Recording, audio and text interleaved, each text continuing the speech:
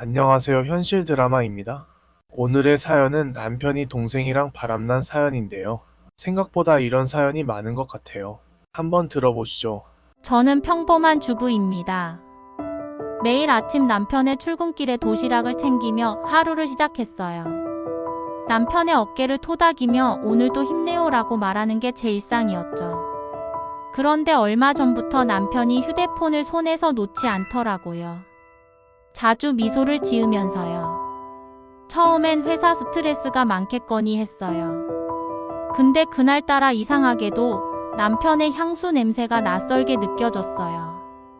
주방 창가로 스며든 햇살 속에서 저는 왠지 모르게 불안했습니다. 그 불안은 현실이 될 예고처럼 가슴 깊이 내려앉았어요. 자신도 모르게 남편의 휴대폰을 힐끗 바라봤죠. 그리고 잠금화면 속 처제라는 이름이 눈에 들어왔어요. 제 친동생이었습니다. 주말에 동생이 형부 좋아하는 찌개 끓였어라며 집에 찾아왔어요. 남편은 반갑게 웃으며 처제 음식 솜씨가 늘었네라고 말했죠. 둘의 웃음소리가 집안 가득 울렸어요. 동생은 남편에게 형부 요즘 살 빠진 것 같아요 라며 장난스럽게 팔을 툭 쳤어요.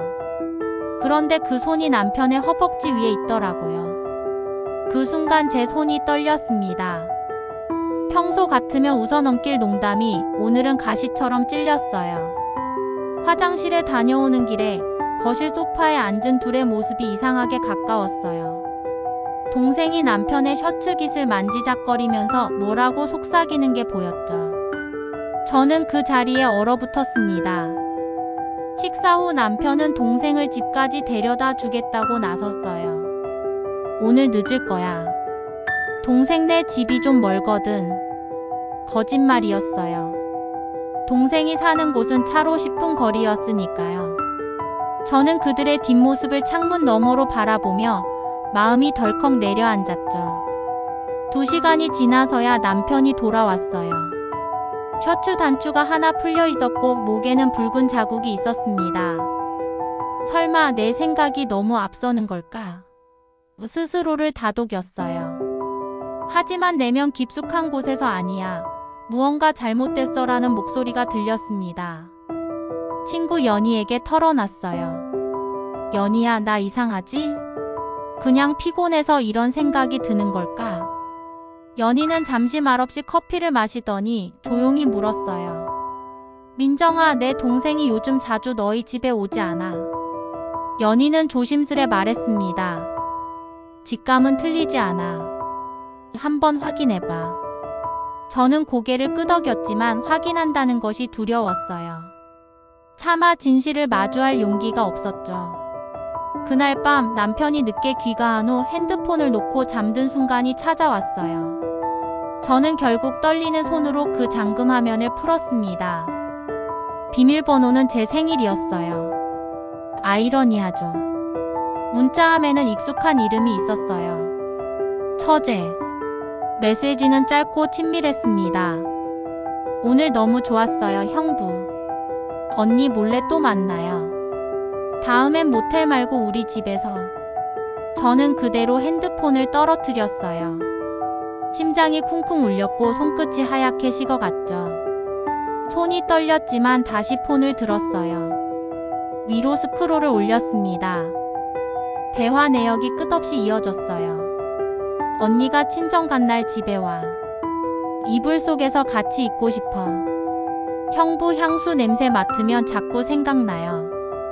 언니는 눈치도 못 채더라 키읔키읔. 언니 침대가 더 좋더라. 배신하는 기분이 짜릿해. 오늘 언니가 해준 된장찌개 먹으면서 형부 생각했어요. 언니 요리 실력은 별로던데 히읗히읗. 저는 토할 것 같았어요. 숨이 막혔습니다. 화장실로 달려가 그대로 구역질이 났죠. 거울 속 제 얼굴은 창백했고 눈은 충혈돼 있었어요. 다시 침실로 돌아왔어요. 이번엔 날짜를 확인했습니다. 반년이었어요. 제가 몰랐던 반년 동안 이 일이 계속됐던 거예요. 제가 저녁 준비하는 동안, 제가 시댁에서 명절을 보내는 동안, 제가 병원에 입원했던 그 일주일 동안도요. 통화 기록을 봤어요. 동생과의 통화가 하루에도 서너 번씩 있었습니다. 통화 시간도 길었어요. 30분 1시간. 저랑은 2분도 통화 안 하는 남편이었는데요. 사진첩을 열었어요. 함께 웃는 두 사람의 사진이 있었습니다. 거실 소파, 식탁, 심지어 제 침대에서도 찍은 사진들이었어요.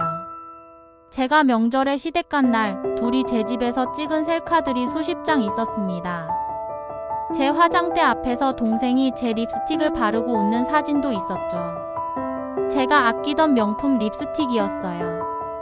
동생이 제 화장품을 쓰고 제 침대에 누워 웃고 있었어요. 제 남편과 함께요. 더 끔찍한 건 그 다음이었어요. 제가 입었던 잠옷을 동생이 입고 있는 사진이 있었습니다. 언니 옷 입으니까 형부가 더 흥분하네요. 히읗히읗라는 메시지와 함께요. 동영상 폴더가 눈에 띄었어요. 손가락이 떨렸지만 재생 버튼을 눌렀습니다. 제 거실에서 제 소파 위에서 둘이 키스하는 영상이 재생됐어요. 동생의 웃음소리가 들렸습니다. 언니가 보면 어떤 표정 지을까? 재밌겠다. 평생 나만 예뻐해주고 챙겨줬는데 정작 남편은 나한테 빼앗기는 거 보면 얼마나 황당할까? 남편의 목소리도 들렸어요. 아, 근데 넌 정말 민정이랑 달라. 민정이는 요즘 맨날 짜증만 냈거든. 다음 영상도 재생했어요. 제가 친정에 간 날 찍은 영상이었습니다. 둘이 제 침대에 누워 있었어요. 동생이 말했죠. 언니 베개 냄새 나요. 근데 형부 품이 더 좋아. 그리고 웃었어요. 두 사람 다 웃고 있었습니다. 저는 화장실로 다시 달려가 토했어요. 속이 텅 빈 것 같았어요. 눈물이 멈추질 않았습니다. 증거는 더 있었어요. 카카오톡 선물함을 봤어요. 동생에게 보낸 선물들이 즐비했습니다. 꽃 케이크, 명품 가방. 제 생일엔 케이크 하나 안 사오던 남편이었어요. 결혼 기념일도 까먹던 사람이요. 은행 어플을 열었어요. 비밀번호를 알고 있었거든요. 이체 내역을 봤습니다. 매달 동생에게 50만 원씩 보내고 있었어요. 용돈이라고 적혀 있었죠. 저는 생활비 달라고 하면 돈 없어라고 하던 남편이었는데요. 그제야 모든 이상한 퍼즐이 맞춰졌어요. 왜 남편이 제 친정 가는 걸 권했는지, 왜 동생이가 자주 우리 집에 놀러 왔는지, 왜 남편이 늦게 들어오는 날이 많아졌는지. 바닥에 주저앉아 숨을 삼키며 무너졌죠. 설마 내 동생이? 눈물이 뺨을 타고 흘렀습니다. 아니, 이건 동생이 아니었어요. 괴물이었습니다. 제가 키운 괴물이었어요.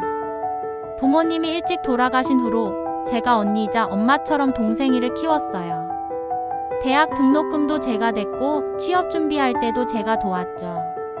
제 결혼식 때 가장 기뻐하던 게 동생이었는데 그 동생이 제 남편을 빼앗아 간 거예요. 새벽 4시였어요. 남편은 여전히 코를 골며 자고 있었습니다. 평화롭게요.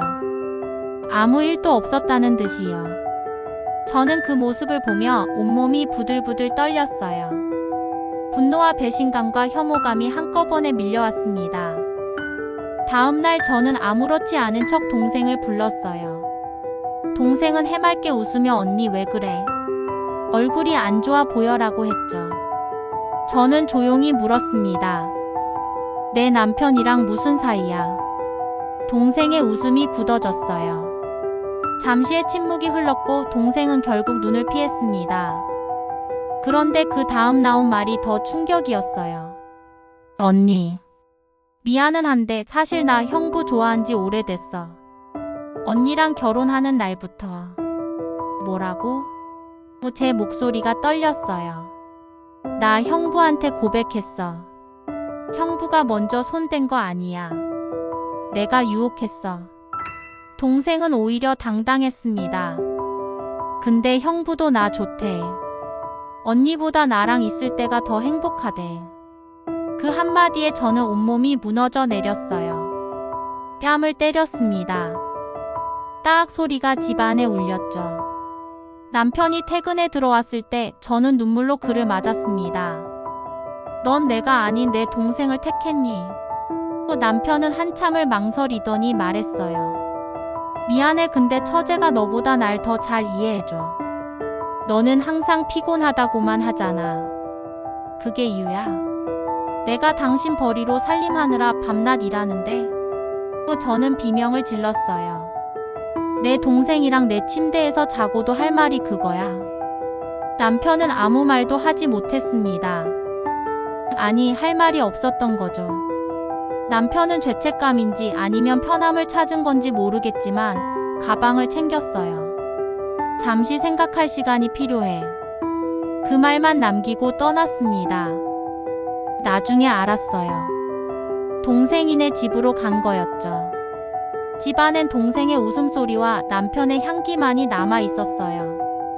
저는 미친 사람처럼 집 안 구석구석을 뒤졌습니다. 침대 시트를 뜯어내고 베개를 던졌어요. 거실 소파 쿠션을 찢었죠. 그 안에서 동생의 머리핀이 나왔습니다. 시어머니에게 전화했어요. 울먹이며 상황을 설명했죠. 그런데 시어머니는 오히려 저를 탓했어요. 아내 노릇을 제대로 못했으니 그런 일 생긴 거야. 남자가 바람 피우는 건 다 이유가 있는 법이야. 동생한테까지 뺏길 정도면 네가 얼마나 못난 여자야. 그 말에 저는 더 이상 울 수조차 없었습니다. 온몸이 얼어붙었어요. 친구 연희가 달려왔어요. 조용히 제 손을 잡았죠. 이건 내 잘못이 아니야. 그 인간들이 쓰레기인 거야. 그 한마디가 유일한 위로였어요. 저는 그날 처음으로 이 가정을 놓을 준비를 했습니다. 며칠 뒤 동생은 죄책감에 못 이겨 저를 찾아왔어요. 언니, 나 그 사람 사랑했어. 근데 이제야 내가 얼마나 끔찍했는지 알아.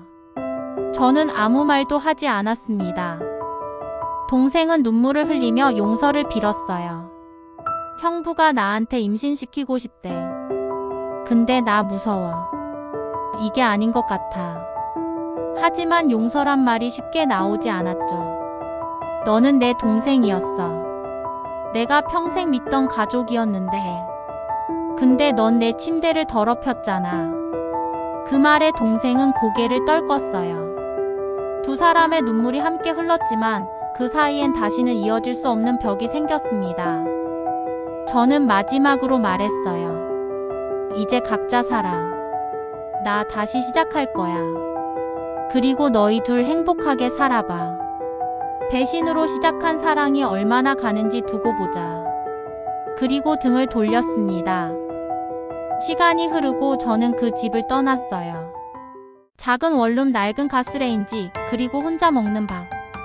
하지만 그 속에서 저는 조금씩 저 자신을 되찾았습니다. 아침 햇살 아래에서 커피를 내리며 스스로에게 말했어요. 이제 나는 나를 위해 살 거야. 연희는 가끔 찾아와 웃으며 말했죠. 그래, 이제야 내 얼굴 같네.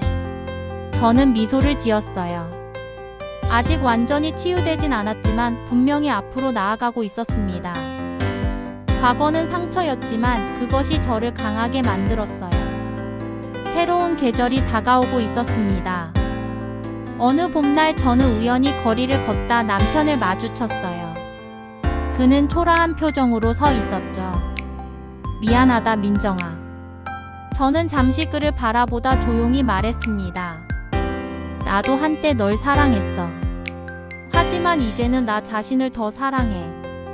남편은 아무 말도 하지 못한 채 고개를 숙였어요. 바람이 불어와 제 머리카락을 스쳤습니다. 그 순간 저는 완전히 자유로워졌음을 느꼈어요. 뒤돌아보지 않고 걸어가는 그 뒷모습이 마치 새로운 인생의 시작 같았죠. 그리고 하늘은 맑게 개어 있었습니다. 몇 년이 지난 후 저는 작은 꽃집을 열었어요. 사람들은 제 미소를 보고 따뜻한 사람이네라고 말했습니다. 그 미소 속엔 아픔도 용서도 배움도 담겨 있었어요. 동생은 멀리 다른 도시에서 조용히 살아가고 있었죠. 두 사람은 더 이상 만나지 않았지만 각자의 자리에서 평화를 찾았습니다. 저는 혼잣말처럼 중얼거렸어요. 가족은 피로 맺히는 게 아니야. 진심으로 이어지는 거야. 꽃잎 하나가 바람에 흩날렸습니다. 그 모습이 마치 제 과거를 떠나보내는 듯 했어요. 진정한 용서는 자신을 위한 선택입니다. 이번 사연은 어떠셨나요? 여기서 시어머니의 한마디도 사연자분을 작아지게 만들었지만 이 말도 안 되는 일을 극복한 사연자에게 따뜻한 위로의 한마디 부탁드립니다. 시청해주셔서 감사합니다. 다음에 더 좋은 영상으로 찾아뵙겠습니다. 감사합니다.